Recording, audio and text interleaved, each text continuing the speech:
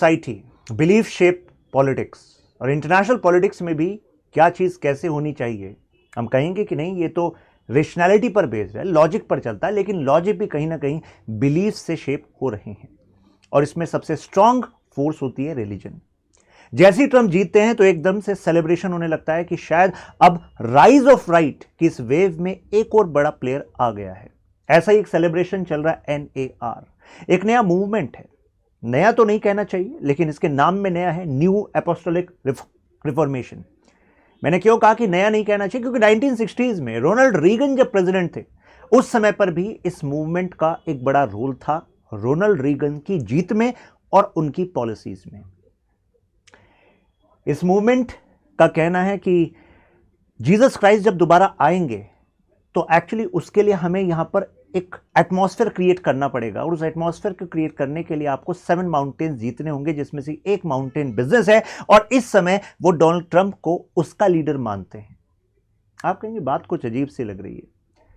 देखिए, धर्म लोगों की जिंदगी को शेप करता है, और अगर लोगों के बिलीफ में है कि ये चुनाव नहीं है, ये तो एक्चुअली गुड और इविल के बीच की एक जंग है, और इसमें गुड जो रिप्रेजेंट करता है गॉड को, उसका जीतना तय है, तो ऐसे में ये लोगों को शेप करेंगे, उनकी वोट को भी शेप करेंगे, उनके एफर्ट्स को भी शेप करेंगे। जैसे ये new apostolic reformation movement 1990s में पॉपुलर हुई, और इनका बेस आइडिया इस थ्योरी ऑफ डोमिनियनिज्म पर बेस्ड है। इसका मानना है कि हमें पॉलिटिकल, कल्चरल इंस्टीट्यूशंस को कंट्रोल करना है, यानी कि जो सुप्रीमेसी वाला जो आइडिया है क्रिश्चियनिटी का, कि अल्टीमेटली एक किंगडम ऑफ गॉड होगा, बिब्लिकल आइडियाज पर होगा जो बाइबल में है।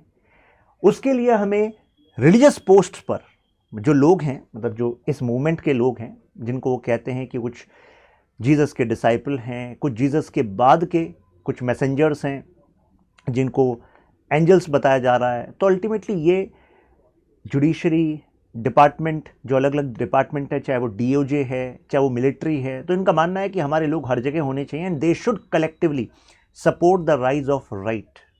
उनका कहना है इससे पहले के जो लिबरल आइडियाज़ हैं उन्होंने अमेरिकन सोसाइटी को वीक किया है, और इन्हीं का वो डॉक्यूमेंट है 900 पेज का, जिसको कहा जा रहा है कि डोनाल्ड ट्रंप के चुनाव के बाद में, जिसको प्रोजेक्ट 25 का नाम दिया गया है। क्या है वो डॉक्यूमेंट, क्या है उसके पॉइंट, और कैसे ये डोनाल्ड ट्रंप की जो अभी की पॉलिसीज़ हैं उसको इन्फ्लुएंस कर रहा है, जरा इसको समझते हैं। देखिए, इनका स्ट्रेटजी है कि इन माउंटेन्स को जीतना है हमें। क्या है माउंटेन? आर्ट्स एंड एंटरटेनमेंट, यानी कि मूवीज़ में, एंटरटेनमेंट में ऐसे आइडियल्स पुश होने चाहिए जो इनके हिसाब से क्रिश्चियनिटी के आइडियल्स हैं, तभी सोसाइटी स्ट्रांग होगी। बिजनेस, जैसे अभी वो डोनाल्ड ट्रंप को मान रहे हैं कि भाई उन्होंने इस वाले माउंटेन को जीत लिया है और अल्टीमेटली वो प्रो बिजनेस हैं, तो बिजनेस में भी बिजनेस एक पोटेंट फोर्स है इनकी मूवमेंट को सपोर्ट करने के लिए। Education, family, government, media, religion, हर जगह पर इनके आइडियाज़ प्रोपगेट होने चाहिए। इनका मानना है कि पहले हमें वो एटमॉस्फेयर क्रिएट करना पड़ेगा थ्रू विनिंग दीज माउंटेन्स, उसके बाद ही जीसस क्राइस्ट वापस आएंगे। आपने सुना होगा कि क्रूसिफिकेशन के बाद ये एक आइडिया है कि जीसस क्राइस्ट वापस आएंगे, तो इनका कहना है कि वापस तब आएंगे, पहले हमें इन माउंटेन्स को जीतना होगा, इन इंस्टीट्यूशंस को जीतना होगा। इसके लिए हमें स्पिरिचुअल वॉरफेयर करना होगा। Warfare is not against blood and flash, warfare is against these institutions, these ideas. क्या है वो वॉरफेयर? जैसे एग्जाम्पल देखिए, इनका कहना है कि जो इससे पहले के इंस्टीट्यूशंस हैं USA के, उसमें करप्शन है, उसमें वीकनेस है, तो हमें उसके खिलाफ लड़ना है। कैसे लड़ेंगे? जैसे इन्होंने कमला हैरिस को कोट किया कि actually she is like Jezebel. तो जेजबेल एक्चुअली ये एक माइथोलॉजी में कहा गया है कि इज़राइल के जो किंग थे उनकी वाइफ थी, और वो डेमन्स के अंडर थी। तो ऐसे ही, मतलब आप इसको हल्के में ले रहे होंगे, बट पॉइंट इज़ कि एक अप्रोच है पॉलिटिकल सोशोलॉजी अप्रोच। तो सोशल बिलीफ्स जो हैं वो पॉलिटिकल आउटकम्स पे इम्पैक्ट डालते हैं। तो अगर इस सोशल बिलीफ को लोग लेकर चल रहे हैं, और सोशल बिलीफ का इस्तेमाल इस मूवमेंट ने कमला हैरिस के खिलाफ मोमेंटम क्रिएट करने के लिए किया, तो भाई अल्टीमेटली उनको नुकसान तो हुआ होगा, ट्रंप को जीतने में फ़ायदा हुआ होगा। अब जैसे देखिए क्या कह रहे हैं कि डेमन्स हैं कहाँ, स्पिरिचुअल वॉरफेयर करना कहाँ है? कहाँ? एबॉर्शन क्लिनिक्स में है, क्योंकि एबॉर्शन क्लिनिक्स USA की फैमिली सिस्टम को वीक कर रहे हैं। इंडिजिनस कम्युनिटीज़ में है, क्योंकि they don't believe in Christian ideals the way they should. कहाँ? डेट्रॉइट में है। डेट्रॉइट में इस वजह से क्योंकि वहाँ पर लार्ज मुस्लिम पॉपुलेशन है।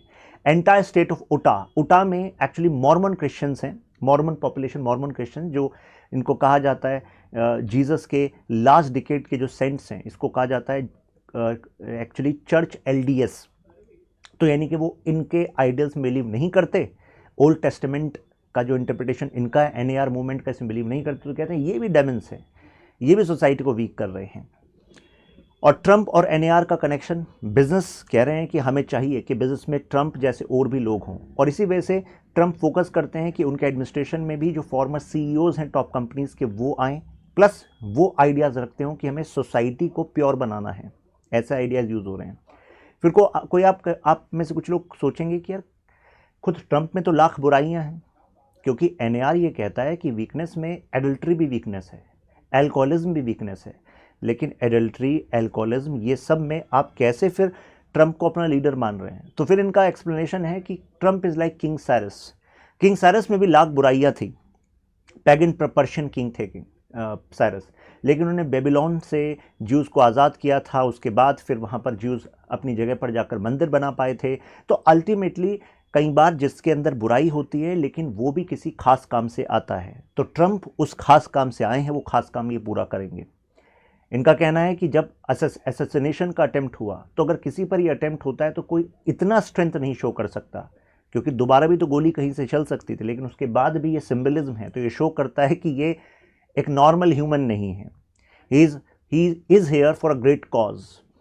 जो करप्ट गवर्नमेंट है, जो डीप स्टेट है, जो इस क्रिश्चियन मिशन को रोक रही थी, उस क्रिश्चियन मिशन को ये पूरा करने आए हैं। He is reflecting that strength of king Cyrus.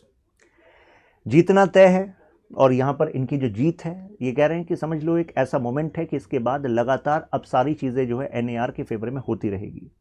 इन्होंने कैंपेन में करेज टूर चलाया, करेज टूर, जहाँ पर जगह जगह पर इन्होंने कहा कि ट्रंप को सपोर्ट करना है, लेफ्टिस्ट को हराना है, मार्क्सिस्ट को हराना है, क्वेयर पीपल, जो LGBTQ कम्युनिटी है, इसको हराना है, और ग्लोबलाइजेशन की वजह से देखो तुम्हारी जॉब्स जा रही हैं, इसके खिलाफ तुम्हें खड़ा होना है। तो करेज टूर में NAR ने अपनी तरफ से पैसा लगाकर जगह जगह मूवमेंट चलाई। एक और मूवमेंट है, ये देखिए, मिलियन वुमेन वर्शिप मूवमेंट। तो मोर देन 10 लाख जो फॉलोअर्स विमेन हैं, उनकी एक यहाँ पर एक मूवमेंट कराई कि भाई ultimately you should embrace that you are going to support Trump.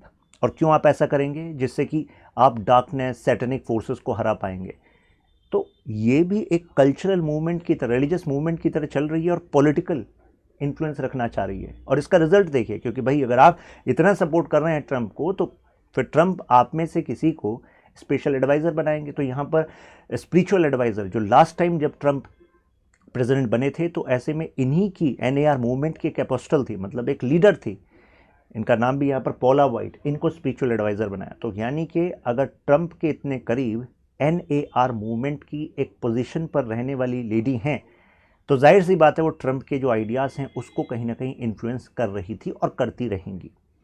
आप सोच रहे हैं कि कैसे 2020 के इलेक्शन में जब उस रिज़ल्ट को ट्रंप ने नहीं माना, जिसमें बाइडेन जीत गए थे, डिले हुआ उस मानने में, तो आपने देखा होगा कि कैसे कैपिटल बिल्डिंग, मतलब वहाँ की पार्लियामेंट पर अटैक हो गया, आगजनी हो गई। तो एक तो होता है सपोर्ट, एक होता है फेनेटिक सपोर्ट। तो फेनेटिक सपोर्ट आता कैसे है? फेनेटिक सपोर्ट इस तरीके से आता है, व्हेन पीपल बिलीव कि ट्रंप का जो जीतना है ना, वो एक व्यक्ति का जीतना नहीं है। ट्रंप का जीतना इज लाइक गॉड और सैटन की लड़ाई हो रही है, और उसमें गॉड की तरफ आप हैं। सैटनिक फोर्सेस अगर किसी तरीके से फोर्सेस ऑफ गॉड को हराने की कोशिश करेंगे, तो you should be ready to give your life. अब जेल में चले जाओ, कोई दिक्कत वाली बात नहीं है, लेकिन इनको जिताना है। तो इस तरीके से मूवमेंट चलती हैं। पॉलिटिकल साइंस ऑप्शनल में हम पढ़ते हैं कि वर्ल्ड वॉर 2 के बाद एक बिहेवियरल मूवमेंट आई पॉलिटिकल साइंस में, यानी कि हम ये जानते हैं कि लोग किस तरीके से बिहेव कर रहे हैं। क्योंकि राजनीति ऐसे तय नहीं होती कि क्या अच्छा है सोसाइटी के लिए, क्या लोगों को जानना चाहिए, नहीं। राजनीति तय होती है लोग क्या समझते हैं, किसको सही और किसको गलत मानते हैं, उसके आधार पर ही आप ताकत अपने हाथ में ले सकते हैं। तो अगर लोग इन आइडियाज़ में बिलीव करते हैं और आप कहो कि नहीं नहीं आप इसको मत मानो, भाई साहब आपको वोट ही नहीं मिलेंगी। तो अल्टीमेटली आपका बिलीफ उनके बिलीफ से कहीं ओवरलैप हो रहा है, तो you can actually have wider base of supporters for you, then you can come to power, then you can make changes what you want to in that particular administration. तो government के देखो speaker, मतलब इनके खुद के speaker, जैसे हमारे Lok Sabha speaker हैं, इनको इनके डिपार्टमेंट ऑफ जस्टिस के लोग प्लस इनके जूरिस्ट जज अपने ऑफिस के बाहर ये अपील टू हेवन, यानी कि जो NAR का ही एक मिशन है उसका भी फ्लैग लगा रहे हैं अपने डिपार्टमेंट के फ्लैग के साथ। तो इसका मतलब है कि जो NAR मूवमेंट है, हम कह रहे हैं कि 10 मिलियन से ज़्यादा सपोर्टर्स ऑफिशियली इनके हैं और इनका जो इम्पैक्ट है एडमिनिस्ट्रेशन में वो और ज़्यादा है। तो यानी कि अगर ऐसा सपोर्ट दिख रहा है तो यानी कि समथिंग इज़ हैपनिंग, यानी कि जो राइज ऑफ राइट है, एक तो होता है कि एक केवल पॉलिटिकल मूवमेंट है, पॉलिटिकल लीडर्स इसको सपोर्ट कर रहे हैं, गवर्नमेंट को तो देखो न्यूट्रल रहना है क्योंकि आप सेक्युलर स्टेट हैं, तो there should be clear separation. यहाँ कहाँ क्लियर सेपरेशन दिख रहा है भाई?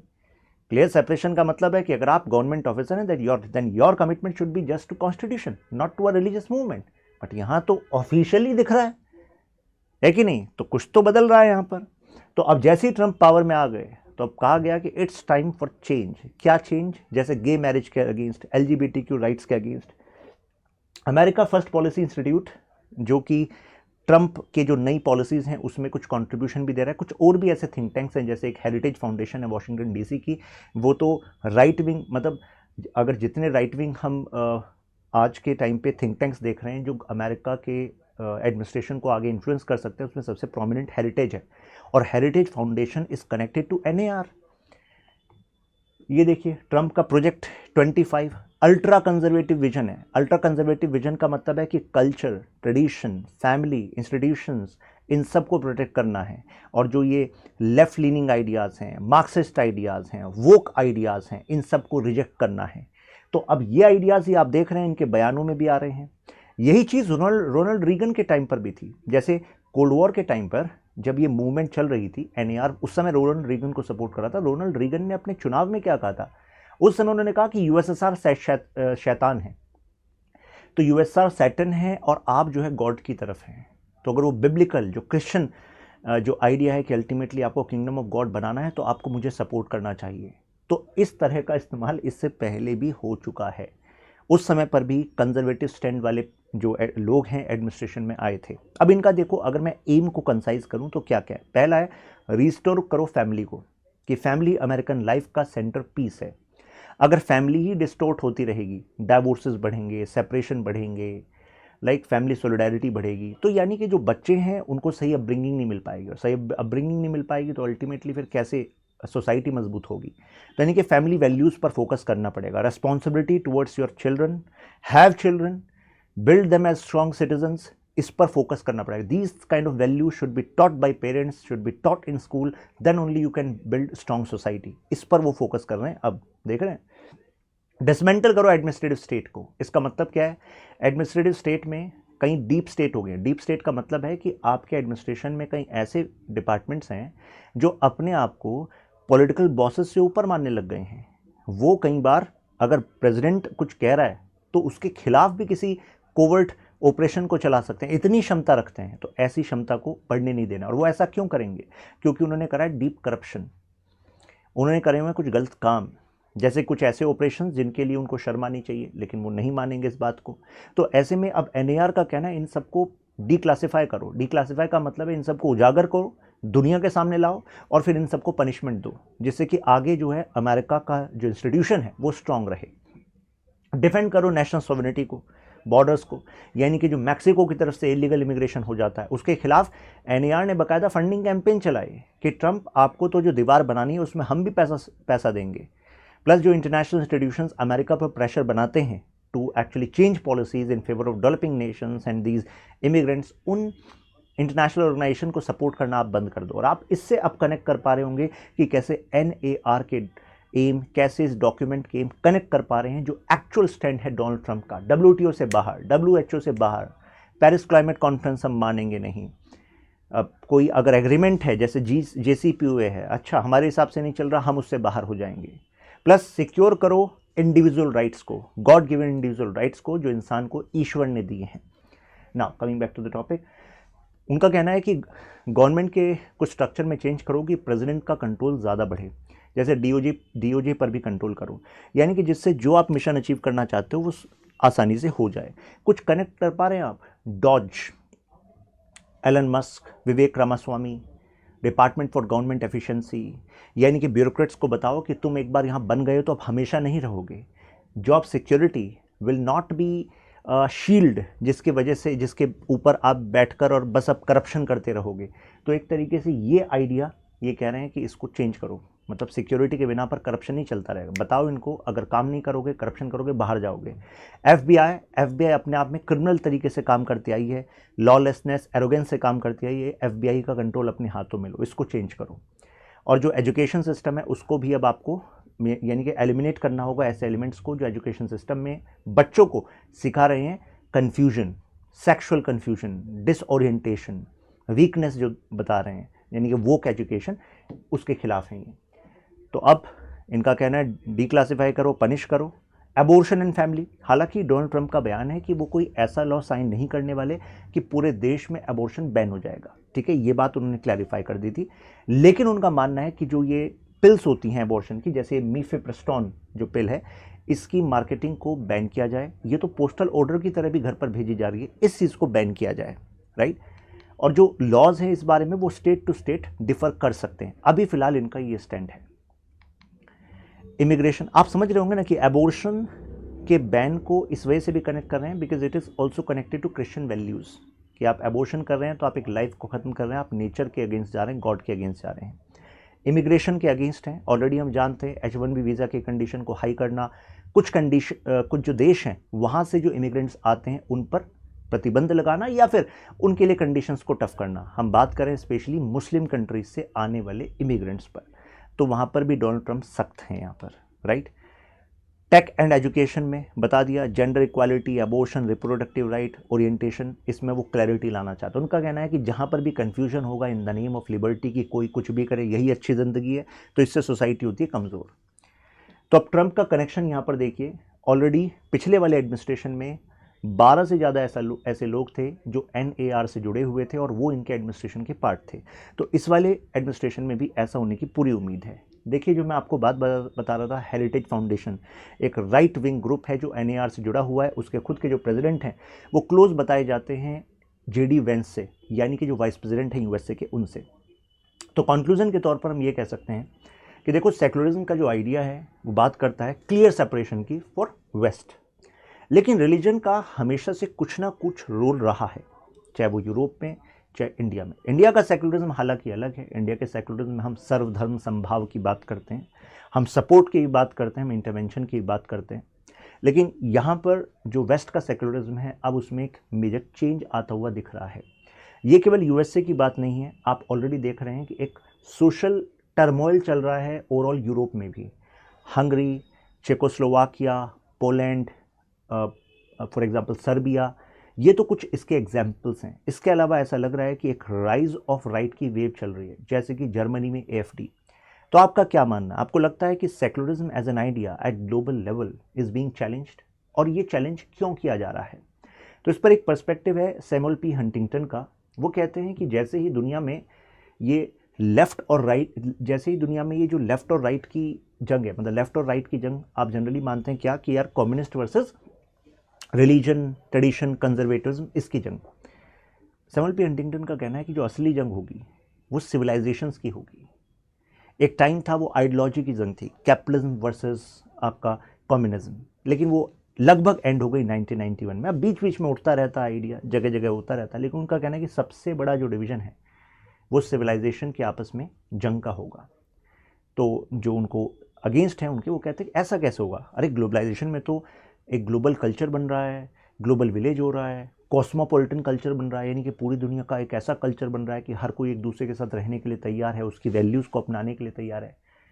इसके भी सपोर्टर्स हैं जैसे केनिची ओहामे, कहते हैं अब दुनिया जो है एक हो जाएगी, ग्लोबल विलेज, बॉर्डरलेस वर्ल्ड।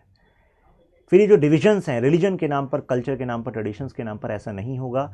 आप एक जगह से दूसरी जगह जा रहे हैं, दूसरे कल्चर के लोग भी वहाँ पर हैं, आप वहाँ पर एजुकेशन के लिए, लाइफ, काम के लिए सेटल हो रहे हैं, तो अल्टीमेटली वो लोग आपको अपना लेंगे, आप उनके कुछ कल्चर को अपना लेंगे, कि ऐसी ही दुनिया आगे आगे बन जाएगी। एक ये पर्सपेक्टिव है। केनिची ओहामे और एक और स्कॉलर है मैकलुहन, वो इनके सपोर्टर हैं। लेकिन इसके अपोजिट भी एक पर्सपेक्टिव है। वो कहता है कि भाई देखो, सैमुअल P. हंटिंगटन सही कह रहे हैं, सिविलाइजेशन की जो वॉर हैं वो आगे और ज़्यादा होंगे। ऐसा क्यों? उन्होंने कहा कि जब आप अपने देश में होते हैं तब अपने कल्चर के लिए उतना कनेक्शन नहीं होता जब आप दूसरे देश में होते हैं।